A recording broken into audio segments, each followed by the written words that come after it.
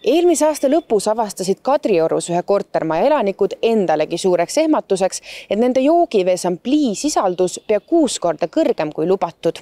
Kuna tegemist on väga mürgise metalliga, otsustati välja vahetada kõik sissevoolava vee torud. Värskelt võetud veeproovidest tuvastas Terviseamet aga endiselt mürgise metalli jäägid. Plii puhul on tegemist mürgise metalliga, mis ei välju kehast iseenesest ning kahjustab nii luid, neere kui ka kesknärvisüsteemi.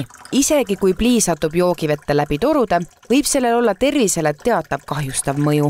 Kui seal on pliitorud sees, siis pikaajalisel tarbimisel nad võivad hakata pika peale ohtu kujutama. Ennekõike just väikestele lastele, rasedatele, beebidele, täiskasvanud inimestele nad niimoodi vahetult kiiret mõju ei avalda, et see, kui probleem niimoodi leidub, siis jõuab ilusti ära lahendada. Täna on kõrge pliisisaldus tulnud välja ühe Kadrioru kortermaja kraaniveest. Terviseamet aga toonitab, et samasugune oht võib esineda teistes vanades majades, kus pole torusid vahetatud.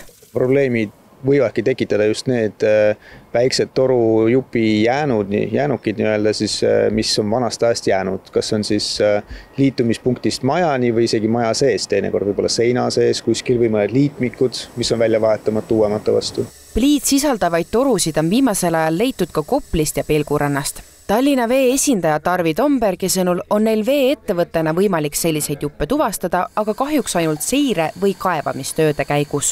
Ma saan kinnitada, et tänavatorustiku magistraalid on ohutust kaasjärgsest materjalist, kas siis plastik, malm ja seal seda riski ei ole.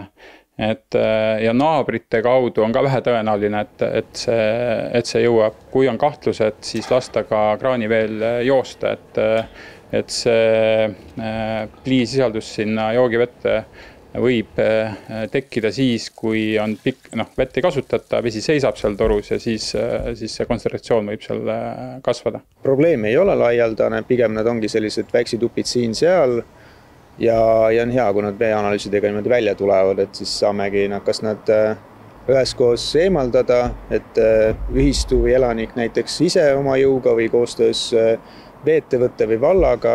Kadrioru inimesed ei pea massiivselt pudelivett koju varuma, kuid kahtluse korral tasub teha proovid. Me seirame regulaarselt selle kvaliteeti ja laiaulatusliku vee kvaliteedi muret meile ei ole.